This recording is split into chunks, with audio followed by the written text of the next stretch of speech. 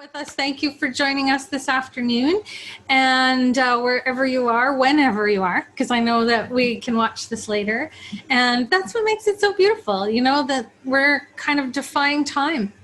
I think that's kind of cool. We're in the present and we're in the future and the past as we speak. And before we get to the oracle, I wanted to just touch on a little bit of what a lot of us are experiencing right now, which is, you know, sheltering, it's restrictions. We could see it as a lot of different things, but what we're really experiencing is change. And we're exchanging change at a rapid pace. We've been preparing for this for a long time. If you have any light worker tendencies, you've been preparing for this for a long time. And it's even more important right now. The thing that actually is going to get us through this experience, especially with what we're considering as chaos, which is actually just change moving very quickly, is that empathy. Empathy is the way we're going to move ourselves through this. And I'm not talking external empathy only. I'm talking internal empathy. Be kind, be gentle, be patient. This is basically, weirdly, non-action that we're going into here. This is not about doing. This is not about do-do. No do-do. Don't step into do-dos. You do not do-do. So you be. And what that actually means is people talk about letting go. And I love using letting go as an opportunity to talk about being. Letting go is actually a non-action. There's no action to letting go. There's relaxation. So if you're holding really tight onto a rope and when someone says, let go of the rope, you don't squeeze harder. That's an action. There's an action happening. There's effort. No, I'm going to hang on. Really, it's this. It's a relaxation of the muscles in your hand, and you let go of the rope. This is the same as when you let go of anger, when you let go of resentment, when you let go of revenge, when you let go of racism, when you let go of fear, when you let go of anything. It is a non-action action. It is a relaxation. It is a relaxation of your muscles. It's a relaxation of your mind. It's a relaxation. And we go into the heart energy. And so as you're moving through all of these changes, internal, external, which of course is the same thing, magnified one way or the other. So understand that you're being called into non-action. I know it's probably super weird for most people, but it's true. It's how much can I relax into this? Can I do this in a relaxed state? Letting go is actually a non-action. So right now, what I'd love for you to do is nothing. Hello, everyone. Sorry, I was saying really profound things, I promise. I don't know where we cut off. So anyway, I'll just sort of, I am videoing the whole thing. And when you see the video later on after live, I will have included all that really profound stuff I was saying. So if you want to come back and talk and do, oh my gosh, she's so profound. You can do that for sure later, because I will edit this video and put it up in a more complete form. But it's nice to be live with you guys. So right before Rhonda noticed we weren't going live, I was just going to ask for everyone to do one thing before we begin the readings. And it's, I'd like you to go into what I call non-action. Surrender, allow, trust. I would like you to take a nice deep conscious breath in through your nose and out through your mouth. And I would like you to relax. I'd like you to let go. I'd like you to have a non-action. I'd like you to do it in a relaxed state. And I want you to just arrive in your body. Just arrive there. It's like, wow, I'm in a body. Here I am. This is me. I have no judgment. I have no opinion. I have a location. And the location is right here, right now, in my body. Just arrive there. Breathe you in. Feel the air coming in and out of your nostrils or your mouth, whatever you're breathing through. Feel the beat of your heart, the heat of your skin, the coldness of your skin. I always love the feel of my hair on my shoulders. Just become really, really present. And go into a non-action right now. There's nothing you need to do. All you need to do is be. And in receiving, go ahead and be in receiving. I'm going to receive the messages today from the Book Oracle. So before we do the first reading, I'm going to have Rhonda, my lovely Rhonda. Do you want to just explain what a Book Oracle is? I can. I have the lovely Tanis McRae's Talking to Myself, Evolving on Purpose book here. And what a Book Oracle is it's kind of like using oracle cards, I guess, except you get to use Tanis's book, and it's really fun how it works. And I don't know why it works, but it works every time, for real. And so you just open a page, or you think of a page number. We open it. I'll open the book. I'll do a little read until I'm done. And then I will, Tanis will give you a message. Or I will, too. Yes. We both do it. So we both do it. have a really great list of people already that have asked for readings. Sandra is actually on, and so I have a number for Sandra if you want to. Okay. Yep, we can get started. Are we going to start right away? We are. Okay, Sandra picks page 17. Hi, Sandra. Sandra, imagine if you decided to consciously tap into and live from this limitless energy of who you really are. Imagine that you operated from this point of view rather than the limited boundaries of your physical body and mind. This is an amazing concept and an even better reality. This means that you are always aware that your energy field is in contact with everything else's energy field, and so there is absolutely no empty space anywhere at any time. This matches Sandra so well, because she's our limitless void jumper with me. It's wonderful. Every time we get together, every time we work together, there's a huge expansion for us both. And that's what this is about. It's living out of from beyond the conditioned mind. So the mind that is perceiving and creating its reality right here, right now. It's going beyond that and imagining. So when we're little, we're always told, well, that's just an imaginary friend, or you're just pretending, you're just imagining. But really, that part of your brain is the part that allows you your creativity, your intuition. It actually takes you beyond what you know, and it takes you into what you don't know you know. And that's the limitlessness of it. So I know what I know, what I've learned, what I've experienced.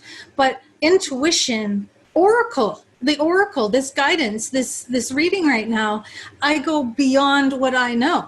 I go into Sandra's energy and I see this vastness, this incredible vastness, this incredible limitlessness, this incredible connection to source. And then that's how I perceive Sandra. And I can only do that if I go into my imagination. But it's not pretend. It's not pretend. That's what we've found out over and over and over for many, many years. This is not pretend. When I perceive, conceive, and see that in Sandra's energy, this is just as real as talking to you right now or as this pen.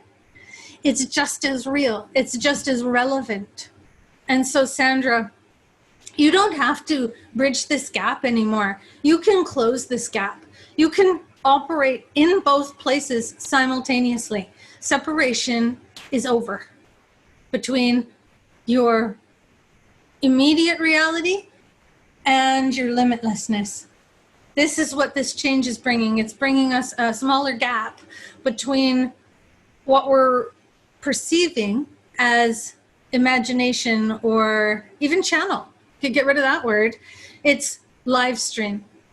Oh, perfect word. Okay. Right? Yeah, just like what we're doing right now. Yeah. It's a live stream. You're existing in all places at the same time. We could call it a fun name like dimensional reality, jumping, whatever. But what it is you're like in a kaleidoscope. you're in that wedge that's real, but you're also in 8 red wedges that are also real, but they're reflections of that first one. And that's what I'm saying for you now. Oh, so yummy. You do not have to move between anymore, Sandra. You don't have to move between. You are. You just are. You're in one spot. Yes, she just said, I am live stream. Yay! In capital letters. Yay! It's true. All right. Next, we have a very healthy list. Yes. So a lot to get through because there's a lot more added to the list we already had. So Alan's next. He picked page 61. It's chapter 6, Developing Your Sixth Sense. I see live people. They don't know they're alive. Oh, I love that title. So you will experience many changes internally and externally throughout this process, and not all of them will be pretty. But do not despair, as the result is truly worth the effort.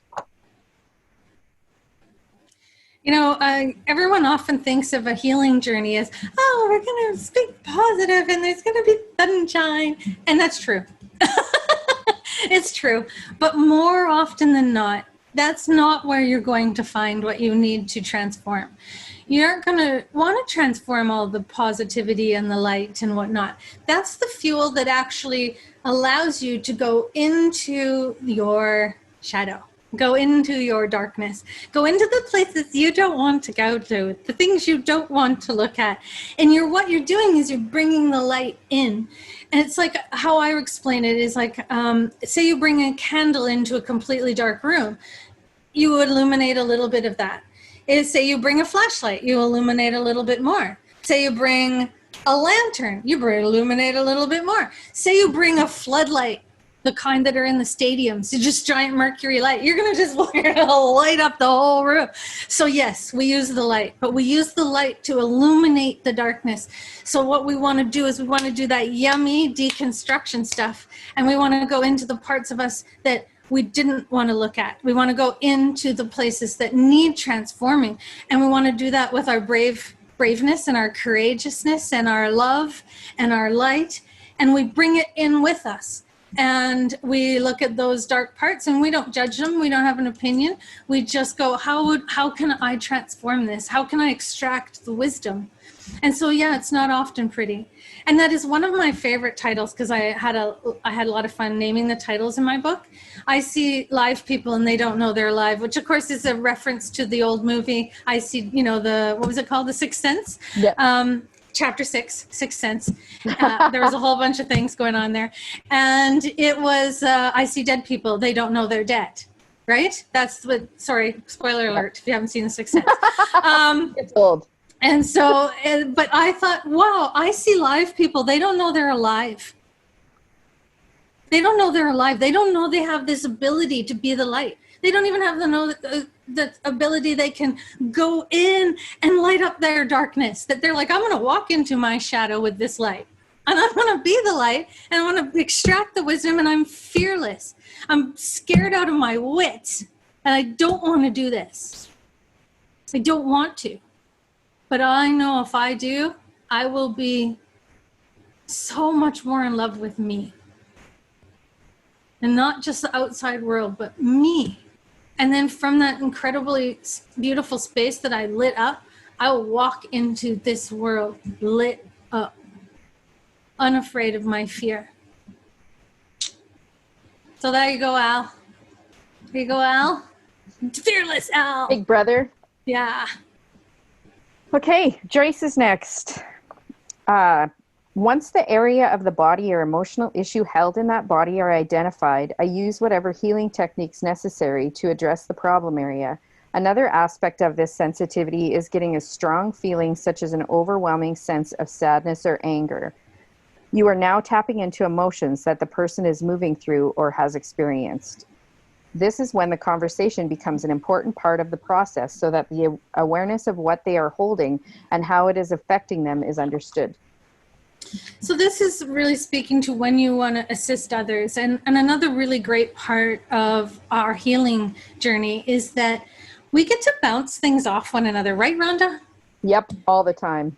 Because you can't see what you can't see. Nope. And we need a village. Yeah. Sometimes the book is too close. It's too close. It's like I can't focus. And you can't see what you can't see. You can't see what you're denying. And so it's really nice to buddy up. It's really nice to have a village. It's nice to have a group of people like we have right here today. And that what we can do is we can see what they can't see. You know how when you have, like, let's use broccoli in your teeth. You can't see a broccoli in your teeth if you don't have a mirror. So you have a best friend who goes, dude, you got a broccoli in your teeth. You're like, oh, thank you. Okay. That's the same as healing. So what's the beautiful thing is that really, Energy 101, you are not fixing anything for the other person. Energy 101, you are not fixing. Nobody is broken. So when you are going in, this was Joyce. When you have high empathy, Joyce, when you have really high empathy, what that means is that you're not wondering how people are feeling. You are knowing how they're feeling. This does not mean you have responsibility for how they are feeling or to change how they are feeling. Please don't take that on. Please don't take that on. The reason you can't take that on is it dishonors their journey. What I want you to do is acknowledge this is how they feel. It's not right. It's not wrong. It's just how they feel. And I'm seeing the broccoli in your teeth, and I'm just helping you out here. I'm not going to go and pick it out of your teeth. Gross. Right? No. Don't do that. Yeah. Well, and that's when you get to take responsibility for your own healing journey, and you're the conduit. You're the conduit. I'm just the hose, you know. I'm the one who's seeing the broccoli, and so I'm helping you by pointing it out. And so, Joyce, I understand people with high empathy can be very, very sensitive. I am one. Rhonda, super empathic. But what we've learned is that boundaries are not to keep other people out. Boundaries are meant to keep you firmly established in your own energy. So stay firmly established in your own energy as an empath. You become the absolute most master healer in the world because you are allowing someone else to do their own healing. Mm-hmm. And you are providing the light, the pointing out of the broccoli and the teeth. So Joyce just said, great perspective. Thank you. Aw, you're welcome, Joyce. All right. Erin, page 111, chapter 10. So I'm creating my life. Now what? Yes. The process that I have brought to you up to this point has been the recognizing of the things you are holding in your energy field and the integration or releasing of the emotions and beliefs that created and maintain them. When we clean out our storehouse of dense energy and start to operate from a lighter, higher vibratory state, most people think, woohoo, my job here is done. Everything is going to go great and I'm going to be enlightened.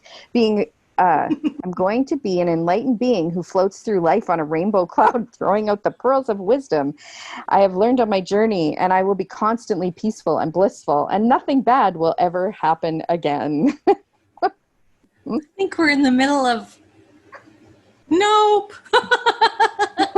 I love this. I love this piece, though, when we start to move out of our own sort of focus on healing all the trauma, which of course continues throughout your life, but it starts to not be so all-consuming. We get through those layers of things that we brought to our moment, right? We tend to get really into touch with them. We've illuminated a lot of the shadows, and you know, we've worked diligently on our own things, Erin. And now we get to a place where, like, I'm in conscious creation. I actually know I'm alive. You know, from chapter 6, I know I'm not just an automaton. And now I know I'm the creator of my life. I'm the feeler of my feelings. I'm the thinker of my thoughts. I'm the experiencer of my experience. This is like a graduation. I always call this a graduation. You're moving from really healing to creating. You're moving from past to present. You're moving from then to now. Oh, that's exciting. Like super duper freaking exciting. But it's not to get to a destination. It's to get to a place where you are in that live stream we talked about with Sandra earlier, where you're not being victimized by your past or your present or fearing your future. You're actually going, okay, who am I in this moment? Because I know who am I in this moment is going to assist me in the next moment. And we don't disregard any feelings that show up here. We go, oh, I'm angry about what's happening right now. That's okay. You don't need to be victimized by that anger. You also don't need to project that anger. Here's the difference. We don't live out of that past story, and we don't project into a new story. We stay here and we do what I always say, which is, I'd like to decide who I want to be in this moment. And then I make that decision and I go forward. So Erin, this is such a beautiful space to be.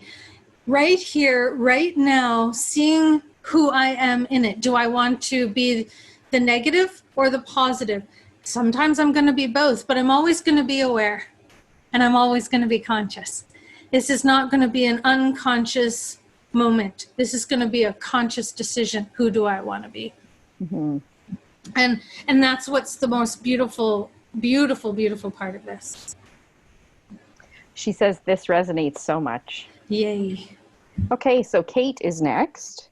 All things are made up of matter. Matter is anything that has mass and takes up space. It exists in 3 major states: solid, liquid, and gas. What state the matter is in depends on how fast or slow the atoms are vibrating and how much space there is between the atoms. So this to me is basically everything I do in my healing practice is in that sentence.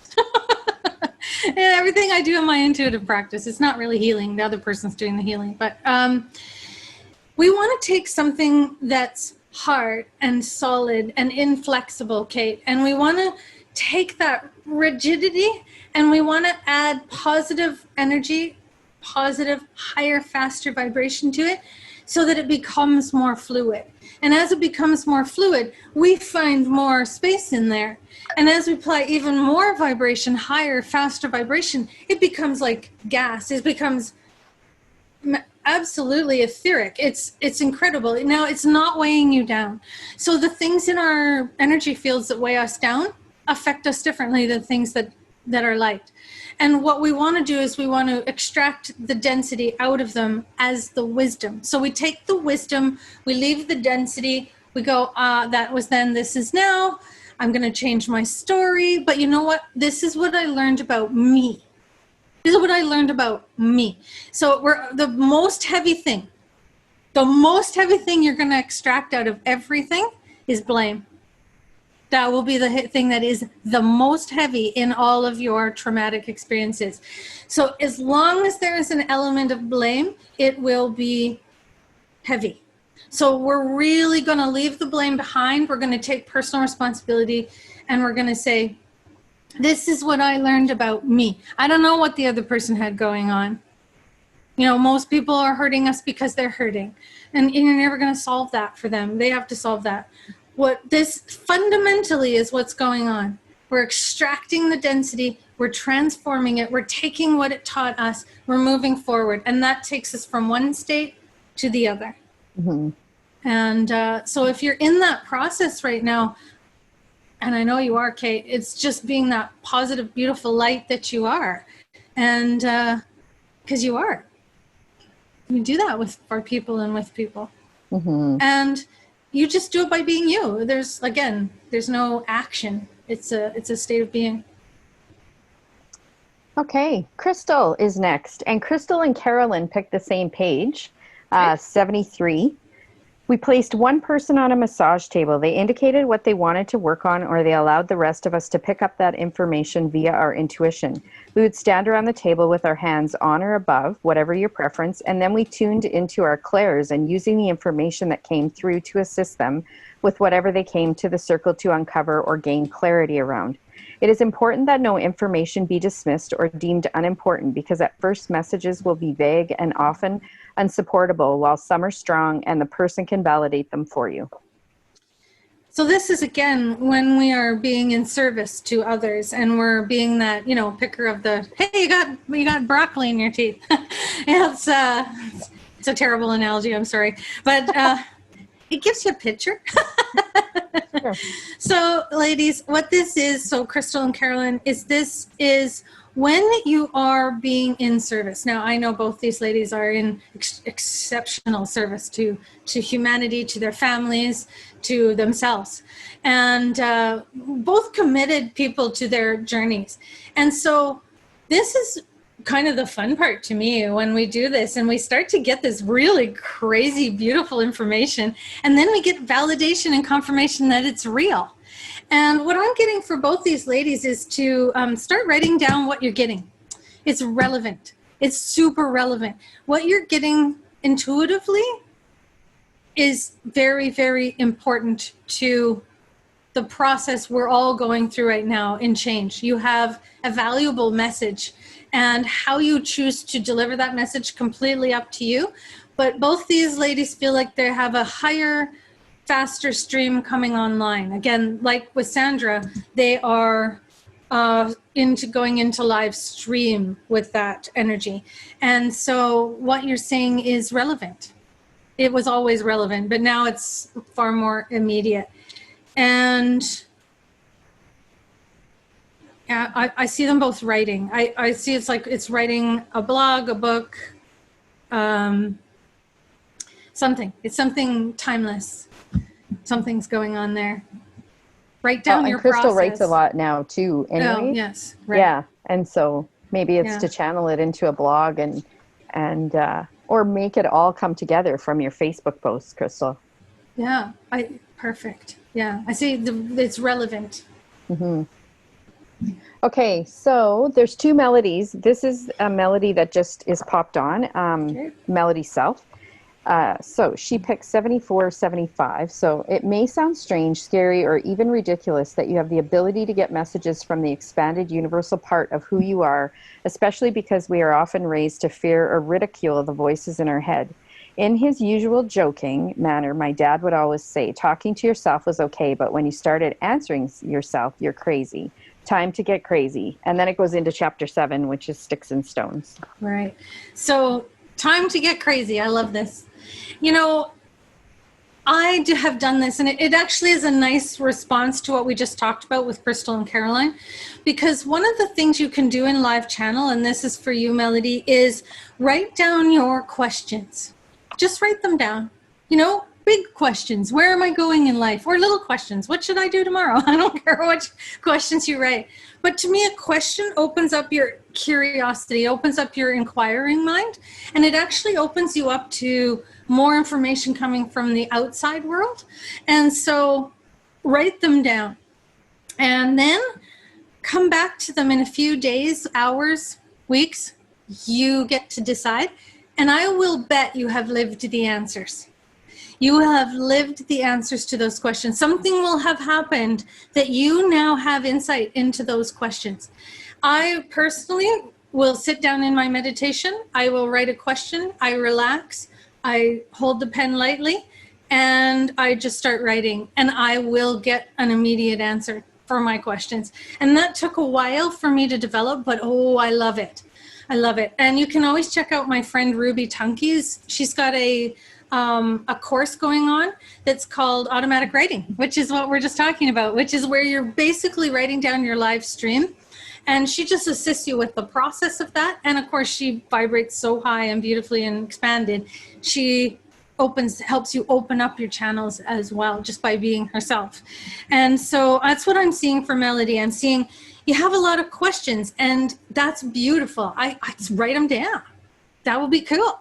Write them down and then see when the answers come to you. So start with maybe 1 or 2 questions so you can really, really know when that answer comes to you. But I guarantee you will have them answered. And what I love about this, what I love about this for everybody is that you're getting answers for you. At the back of my book, I say, the answers that you're looking for are right there inside of you, waiting for you to ask. So that's really important, that you're not always going outward for what you need. You're going inward. That's a big one for me, is helping people always go inward for that guidance. Mm-hmm. Which is in and then out. Like, you get it, right? It's like you go in and then you go out into that expanded view of yourself, which is what it was just saying. So you're going into the part of you that's beyond the conditioned mind. You're going beyond into your imagination. You're going into the part where there's limitless information. I like it. Mm-hmm. Okay, so page the pages are like, we might pay, by the time we're done, we might have gone through the whole book.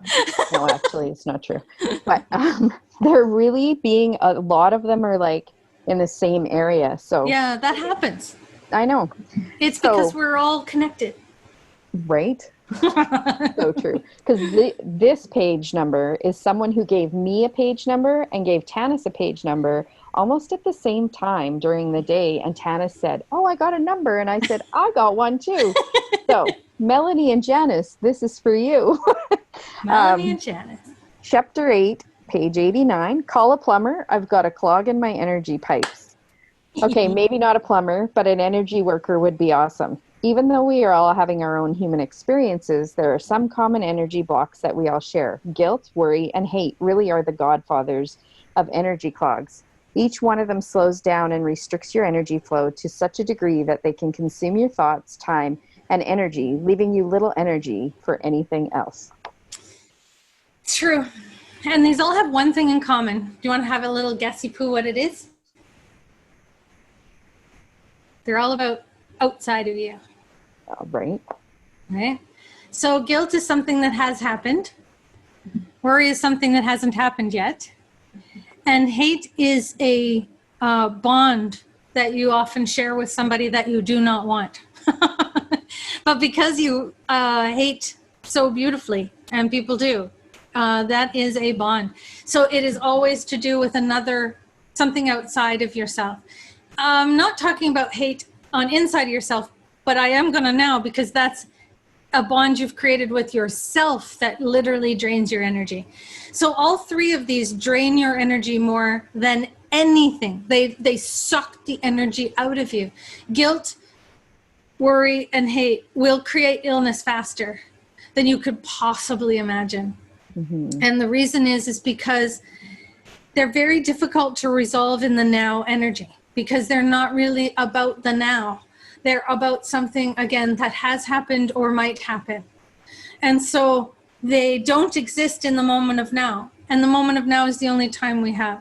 So Janice and Melanie, what this is saying is it's really vital for you right now to operate out of your moment of now.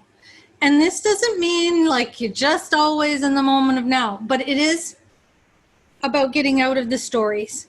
So can we let go of the stories of the past, and can we stop projecting into the stories of the future? And if there's something we want to create right now, which is what I'm feeling for both of them, like I want to be part of something right now. I want to create something right now. I want to serve. I want to be of relevancy. I want to show up as myself. I am giving you permission right now to do that. I'm giving you permission to succeed.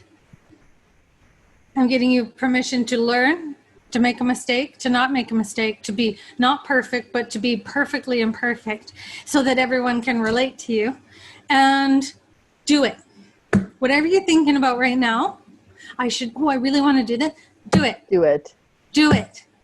And give yourself permission. Yes. Just say, you know what? I don't know what's going to create. Mm-hmm. Maybe I do. Well, then you see what you're avoiding is you're avoiding the guilt of not doing it, the worry of doing it, and hating yourself for not or doing it or whatever. You're getting all three, babies. You're getting all three in one little full swoop there. So whatever you want to do right now, go ahead and take 4 more steps towards it. 4. Oh, I like that. Just 4. 4 things. Steps. 4 steps. Take 4 steps in that direction. Whatever it is. Oh, I hope they share with us what their steps are. Yes, and tell Please, 4 Janice people. and Melanie, if you're feeling comfortable, I would really like to hold space for your 4 steps. Now I'm really, really curious. Yeah. Uh-huh. And then just let it go. Let it, I always say, I wish I could have my very, very first client back. Bonnie. Hi, Bonnie out there. My very, very first paying client, because I'd like to say to her, man, I am so much better at this now. Maybe she'll come back. You never know. Maybe she'll come back. But I know that I was good at what I was doing then, too, because that's where I was at. Mm-hmm. Right? I was so excited and happy and joyful, and I took those 4 steps. Yeah. Yeah. All right. Okay. Om is next. Hi, my love. Oh, Everybody's picking the beginning of chapters. oh, yay. So this is kind of like, New beginnings. it's a theme. New beginnings. Chapters, new beginnings. I like it. Chapter 3, you're talking my body language. Yep, I said bodies, plural. I believe we operate out of 4 bodies: the spiritual or mind body, the emotional body, the mental body, and lastly, the physical body. Of these 4 bodies, the spiritual, mental, and emotional bodies are not tangible and are composed of purely energy, too light to perceive as solid. So naturally, you can't have surgery on these bodies.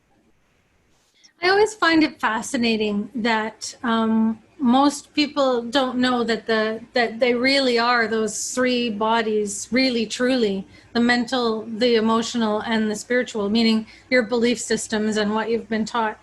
But we're experiencing them all the time. Mm-hmm. You're probably experiencing them more profoundly than you're really experiencing your physical body, unless your physical body is hurting, right? And this is my Om. She knows these energy bodies. She operates out of these energy bodies. She's so tapped into these energy bodies. And this is what I love. This is what I love. And moving forward for Om is just being, it's safe to tell people that this is who you really are. You know, she sees beyond that physical body, and she sees that body as that vessel. And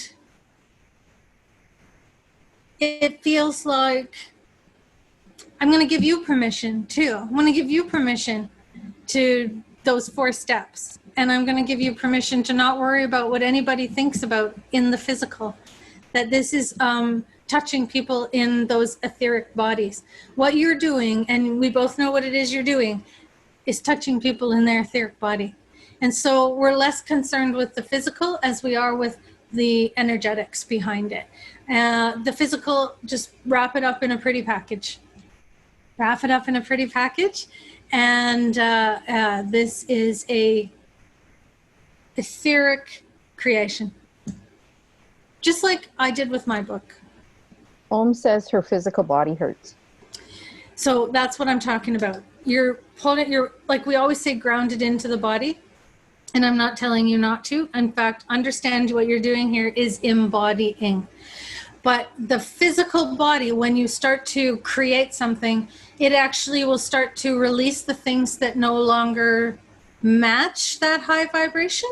So be kind, be gentle, take care of the physical body, pay attention to its messages, but really understand that you're going to make the most changes in the other bodies. Again, don't ignore the physical, but start looking. Use Louise Hay. Louise Hay to find out what's my body saying to me. And then really give yourself permission to operate from that etheric body. That is really, really, really, really what you're coming from now. The physical is the physical, but you're stepping into the realm of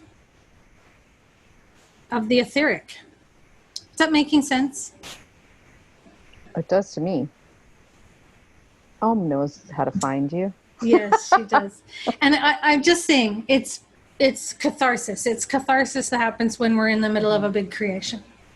Well, and it's really, that's when the book is this close and you exactly can't see anything, and it's really hard at first. And the body starts to tell you. So she says, release things that don't match the higher vibration. Does that mean the body will follow the etheric body?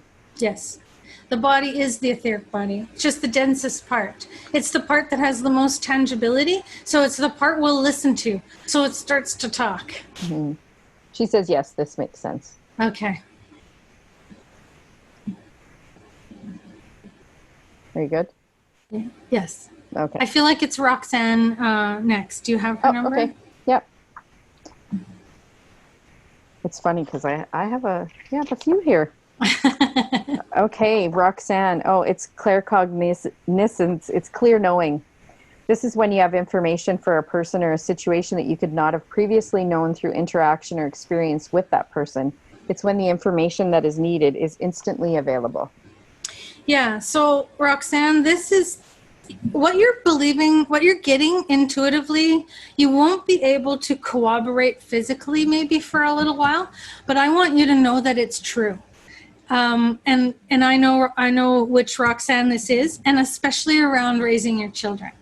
I want you, and you always have done this, and I admire this about you so much, is that I want you to know that no matter what you hear from the outside, your intuition is so strong that I want you to understand that it's what you're getting on the inside has truth, absolute truth.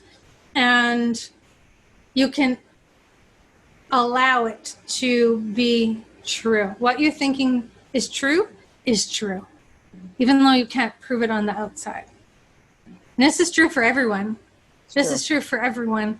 When we get quiet, when we get relaxed, when we get out of guilt and hate, and we get into claircognizance, and again, this is a process of when you move through all of those layers of shadow, this becomes much more accentuated. And so you actually do start to just naturally get more into intuitive hits, more intuitive knowings.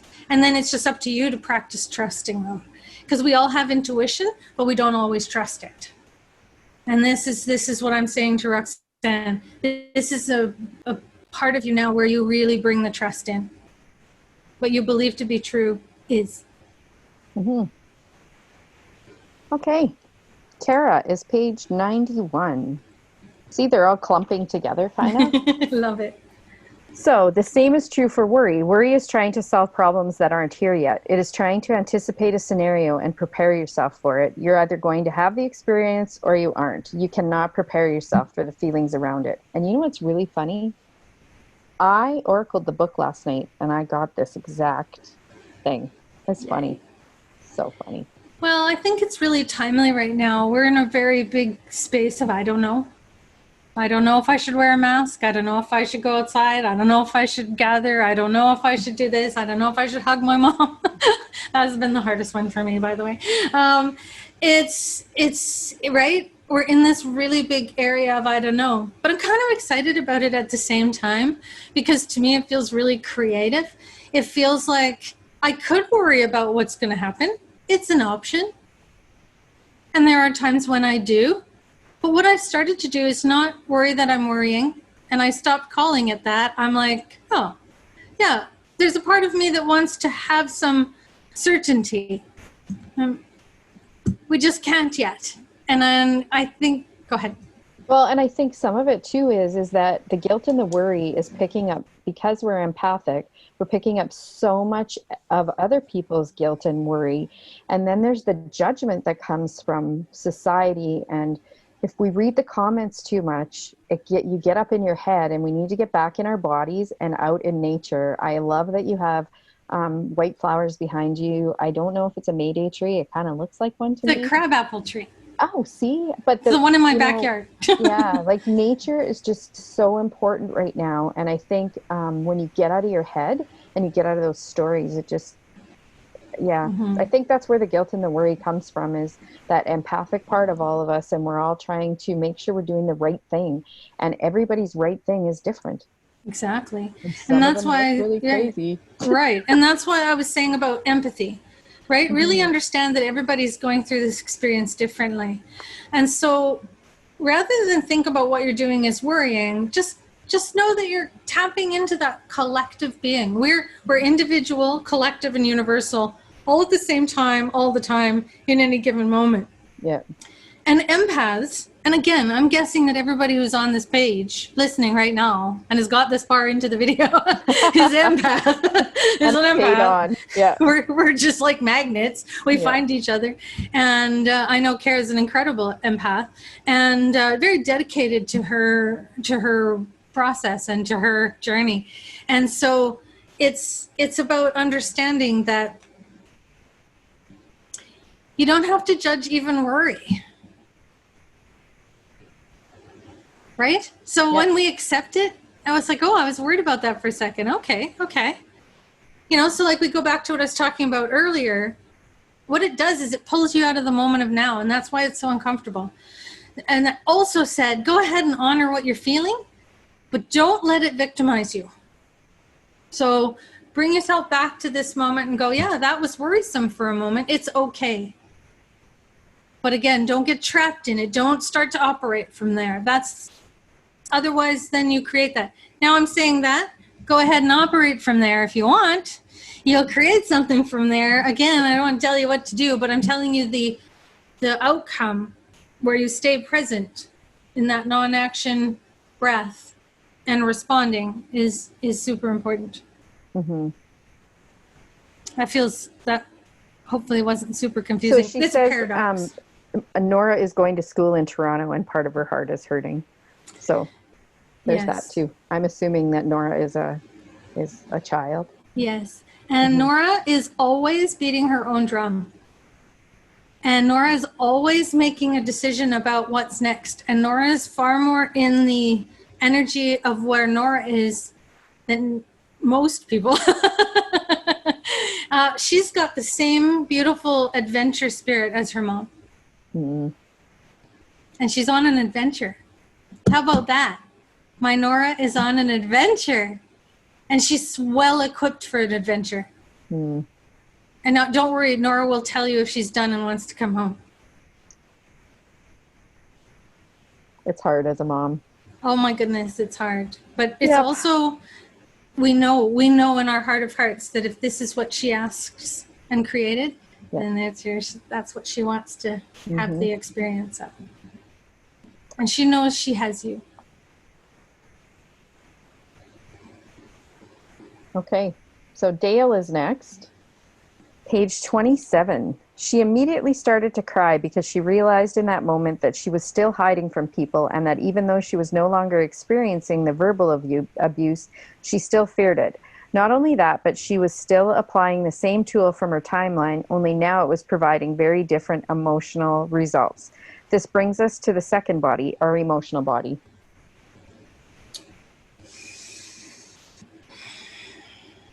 Dale, take a deep breath. I am safe. I am present. I am fully in my own experience of now. My emotions are safe. My emotions are temporary. My emotions are relevant. But I am not my emotions. I am experiencing my emotions. I get to decide who I am inside my own emotions. My emotions are safe. My emotions are temporary. This reminds me of Nick laying on the floor. It's true. My son has, that's one time he's just laying on the floor and I'm his mom and I'm thinking, I got to make this right. And then the message I got was, no, this is right. Him lying on the floor and just completely letting his emotions break down whatever they're breaking down and through and in. Oh man, that was a beautiful thing. Hard to watch, but a beautiful thing. Well, and I think like hopefully he's okay with us talking about this. He is. We won't go too deep. No, I won't. But what I remember is like learning to not be the emotion, not be the wave in your design, like not like ride the wave, not be the wave. Mm-hmm. Check in on it. Yeah. Check like in on where you are. Yeah, like don't let it take over you and consume you. That's right. What I learned. Especially because the wave in emotion, we're talking human design here, and when you're anybody's emotion. So when you're actually inside the emotion and you're just letting it take you, right? Get on a floaty. Get on a floaty instead of letting it beat you around. Like grab your floaty. Woohoo! Here we go. Yeah. And you let the river run, right? Yeah. And what that does then is you start to just check in. Oh, there's rapids coming. I'm going to go to the shore. I'm going to just walk past, let the rapids go, and then I go in. You know, you don't have to be on the ride. You can actually center yourself, but also honor the emotion. Yeah, because it reminds me of a time in my life where I was healing something and I had been very, very hurt by someone. Mm-hmm. And that I let the emotion consume me and take over me. And then I was depressed and I was not my best self. And I was actually just talking to someone today about it, and remembering how I felt. And it was just like, I didn't need to do that to myself. I did it to myself for months, not Wow. days or hours. Right. I let it consume me, and it took over, and I wish I wouldn't have, but no. But boy, did you learn something yummy. Oh, did I ever. And that's why I say emotions are temporary. When you grab onto them and you become them, they're not temporary That's anymore. exactly it. They're always relevant, though. Don't get me wrong. They're always relevant. You don't ignore them. Like, I hope that's not what's coming across. It's that honor that emotion, but you do not need to operate from there, right? Yeah. You can be of it, but not in it. Because you can be this and you can be that. It's like Neil Donald Walsh says, you can be sad, but you can also be happy when you're sad. Exactly. And I remember not knowing that I could do that at that time in my life. Right. Mm-hmm. Your emotions are always responding to your experience, right? Yes. And they're giving you feedback, but they're not necessarily something you need to become or operate from. They are they're your guidance system, and so they kind of tell you where you're at, but you yourself can consciously choose to decide who you want to be in it. Yeah. Hopefully that's helpful, Dale. I love you. Okay, Carol is next. Dale said, okay, thanks, Tanis. Carol picked page 125. At this point, healers were not thick on the ground. Neil Donald Walsh, Deepak Chopra, and Wayne Dyer were making waves south of the border, but this was not an accepted practice in my neck of the woods. I didn't want either myself or my clients to be subject to this kind of experience. I wanted to be confident and accepting of my choices and beliefs, regardless of someone else's opinions. I was like this in my teaching career, as no one wants or needs a timid teacher in charge of their kids. To inspire confidence, you must operate out of confidence. Yeah. That's a belief in the self, right? And also a willingness to make a mistake. To me, that's what confidence is. Confidence is a willingness. It's a willingness, and not even to make a mistake. Let's take the last of the sentence out. Confidence is willingness. So if I'm like, I'm willing to have the experience, I'm willing to put myself out there, I'm willing to be hurt, I'm willing to be not hurt, I'm willing to love, I'm willing to do, right? All of a sudden you're willing to have the experience you're having. Guess what willingness does? It starts to create alignment with your true purpose. Willingness starts to create alignment with and synchronicities with your essence. Because all of a sudden you're like, okay, I'm willing to experience myself. And to me, willingness is confidence. So confidence is, I'm willing to do something nobody else believes in. I'm willing to show up in front of these group of kids and try to teach them to read. I'm willing to get the happy parent. I'm willing to get the unhappy parent. I'm willing to get the client. I'm willing to get the client who doesn't believe. I'm willing to get the client who does believe. I'm just willing to have the experience. To me, that's confidence. I like it. Me too. That was brand new. Thanks, Carol. Okay, so I have 12 left. Ooh, okay. Well, we got stopped for a little minute, so we can maybe do it in the next 15. You can do 12 people in 15 minutes? I don't know. We'll see. Because the other thing I was thinking was, even if you wanted to have a break, we could go live again tonight later for an hour or so. But whatever works. Or there's a lot of things we could do. Could do. Okay. Yeah. We can always wait till next time. I'm trying to get all the people that have been live so far. So okay. Kim is page 67. This is our Kim. She picks, I also get images of a certain age and then know to ask what is happening in their lives at that age, as this usually indicates a trauma or other catalyst in their life experience. So this is all about clear seeing, about clairvoyance. Right. So if something's coming up, a memory right now, it keeps coming up, or someone's brought it up to you, go back there. You're being led back there for a reason. You're being led back there so that you can find some wisdom to extract.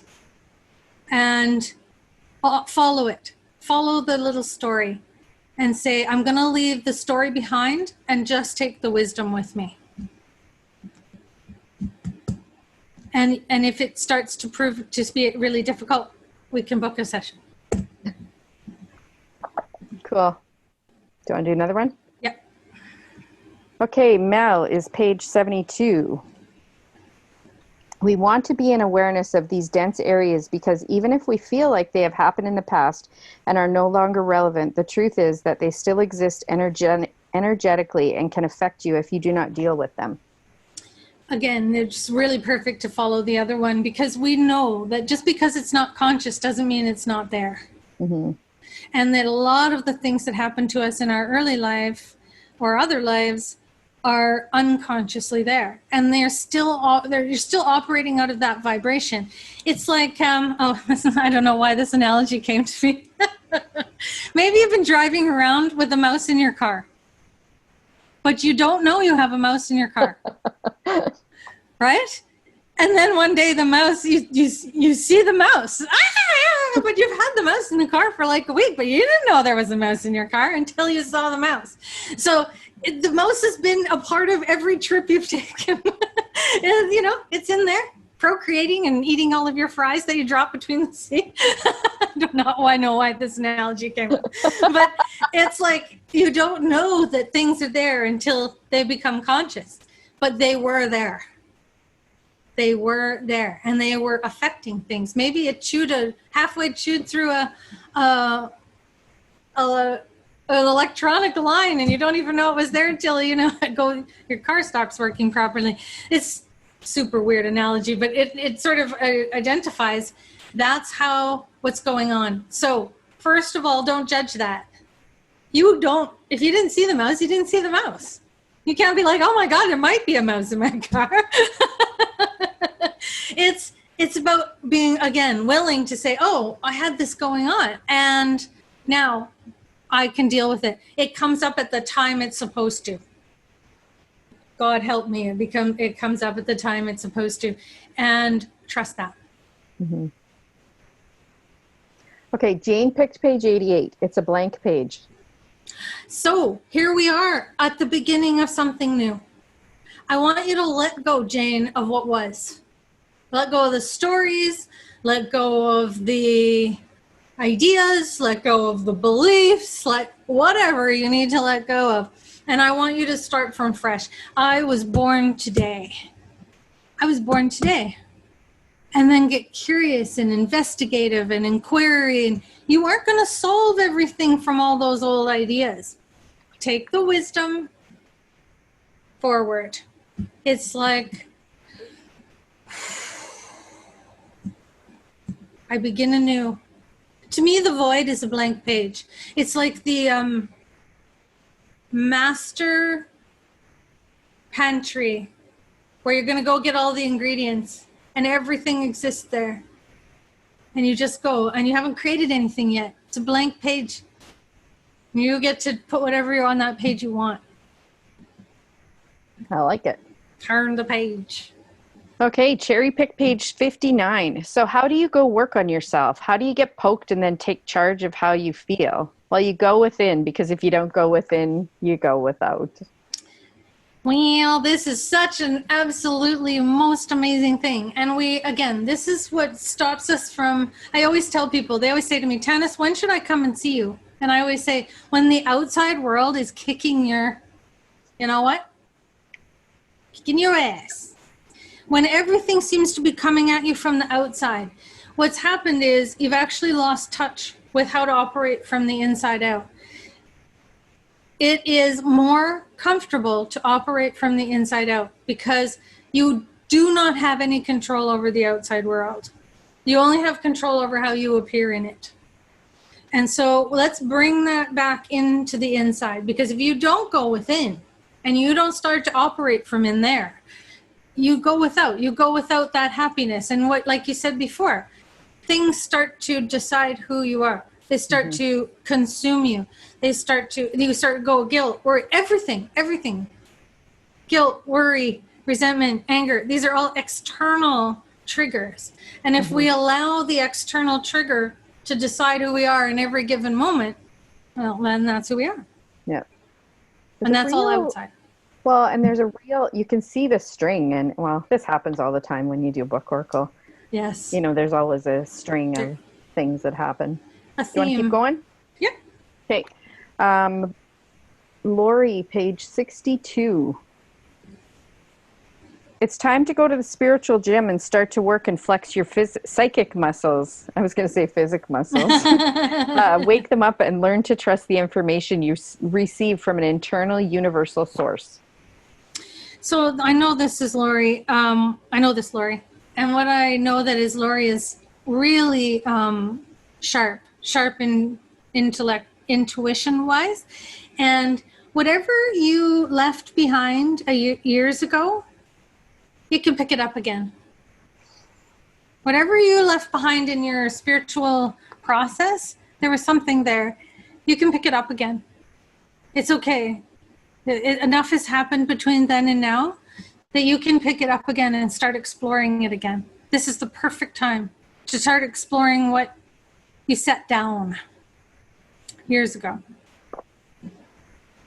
Okay, another beginning of another chapter. Okay. Wendy is page 147. When you stop living from the outside and you shift, when you stop living from the outside and you shift your whole perception from reaction to creation.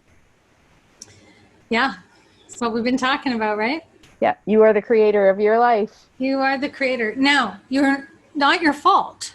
Because there's a lot of other people showing up in your creation.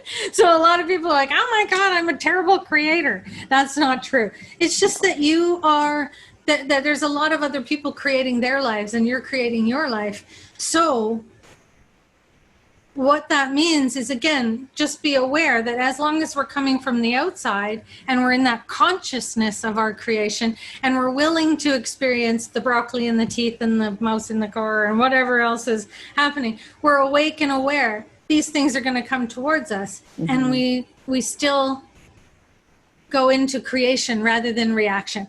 Reaction will happen immediately because that's how we work. But then we go into, okay, well, who do I want to be in it? So we go really more into response. And then we go into, well, what do I want to create with this? Change your whys to what? So why did this happen? Go, well, what do I want to do now about it now? What do I want to be in it? Change your why, because there's never a satisfactory answer to why. Seriously, never. What first? And then my next favorite one is when. Well, when am I going to do that? The answer to that question, by the way, spoiler alert, is right now. The present. Okay. Tanya is page 33. Getting control of my thoughts and focusing them in the direction I want them to go has been the longest evolvement process I have undertaken yet. I need you to read it to me again. Getting control of my thoughts and focusing them in the direction I want them to go has been the longest evolvement process I have undertaken yet. It took me years of concentrated purpose to be aware of what I am thinking and to choose thoughts rather than just allowing my mind to race at 1,000,000 miles an hour without any conscious selection of what I wanted to keep. That's right. And it's funny I asked you to read that again because my mind blanked. Well, and then I was like, oh, keep reading.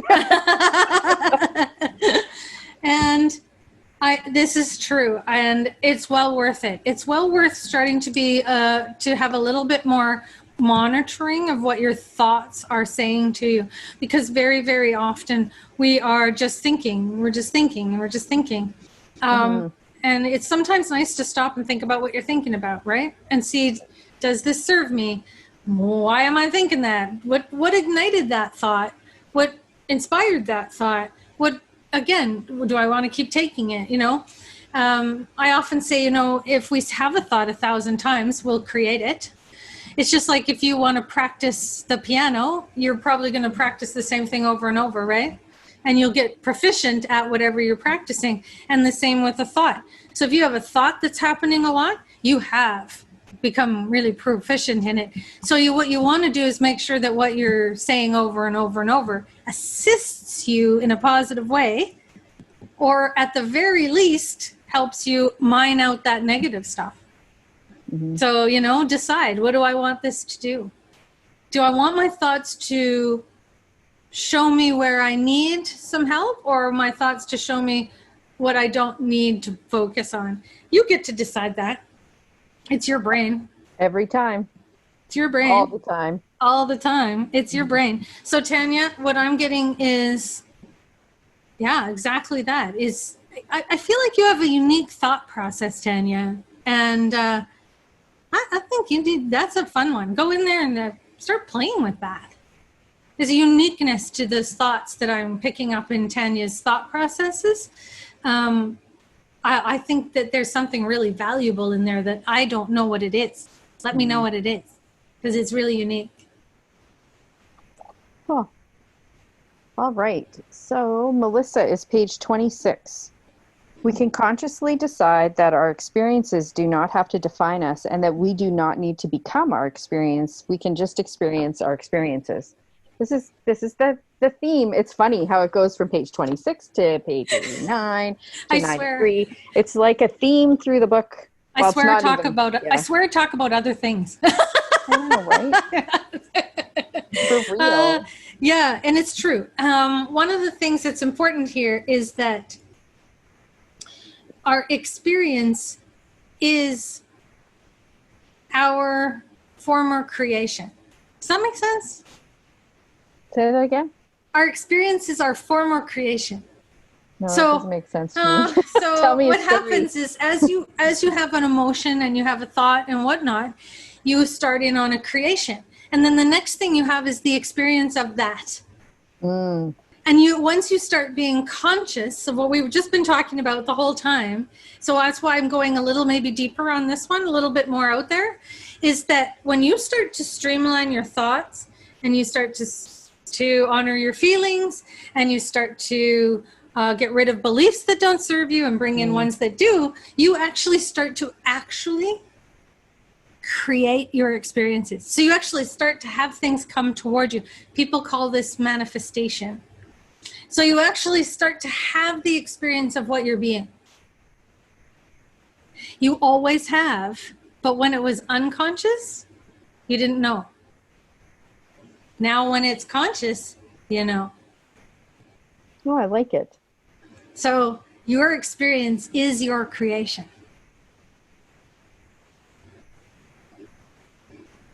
I like it. I know it's kind of hard to wrap your brain around that part. It reminds me of Abraham and Esther Hicks. Like, you know, you're always creating, but you're like, but I didn't create this. This isn't what I wanted. But again, you had a mouse in your car. You didn't know it was in there. You didn't know what you didn't know. And so to me, it's just the consciousness part. Just remembering that you can be conscious and know that I created this for me for a reason. Mm-hmm. And you don't have to blame. You don't have to feel good, bad, or anything. But you just say, well, I know this is a valuable thing that's coming toward me. It's teaching me something about me. And I created it for that. Yeah. I created it so I could find out about me. Well, and sometimes you don't see until, 8 years later. And then you're like, holy shit. Oh, okay. Is that what I was doing? Yes. Is that what I was, is that what was teaching me to be my best self? And we learn. Exactly. It's like the whole thing, it's like the little meme going around on Facebook. Whoever picked their 5-year goals, I'll bet you're wrong. 5-year goals are way too long for me, by the way, but I like to be a little more in the moment. I used to do that. Anyways, it doesn't matter. Yeah. But that's exactly it. Like, you just don't know what you don't know. The book is too close. The book is too close. But understand you are still writing it. Mm-hmm. You're still writing it in the moment. So that's that's why the moment is so important. And the consciousness of it. Yeah. Can we do Sylvan? Sylvan is page 93. Yes. One of the best strategies I have found around worry, we're back to worry, is to create a lighter energy, especially in regards to the thoughts that are forming in my head. This reminds me of you going down the hallway going, stop! No, yes. And what we do is we have to interrupt our worry. We have to interrupt the emotion. We have to interrupt the guilt. We have to interrupt it. We have to consciously interrupt some internal movie, some internal critic, some internal poopy pants. We have to interrupt the thing that's causing us to drain. We have to interrupt it. And we have to go, this is not taking me where I want it to go. You have to divine parent yourself. You have to go, stop saying that. I like that. Yes. I've never heard divine parent. You have to divinely parent yourself. You have to go, no. I like it. That is not taking me where I want to go. Mm-hmm. I am interrupting my thought. You do not get to run off without any sort of parameter, Mm-hmm. right? And we want to interrupt those thoughts because, again, we're creating in that moment, consciously or unconsciously, but we are doing it. And so Always. to me, this is what Sylvan, interrupt the incessant thought, interrupt the incessant feeling, interrupt the incessant belief, get in the way and go, I don't think so. Talk to the hand. I don't know. Do what you got to do. But for me, it was like, no.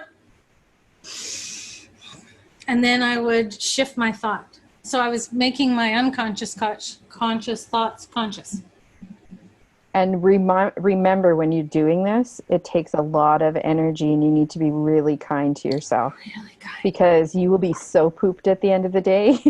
You'll be extremely exhausted, Yes. but it'll be worth it. It will be worth it because you're breaking a very deep pattern. Mm-hmm.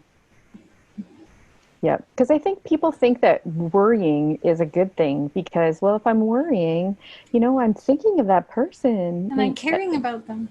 Yes. Here's the thing. Energy has no boundaries. So what you're thinking about them is reaching them. Whether it's good or bad. Exactly. And they're feeling it, whether it's good or bad. It's going along the unspoken, the soul phone. Right. It's being spoken on the soul phone. The soul phone. Exactly. Yes. Exactly. Yeah.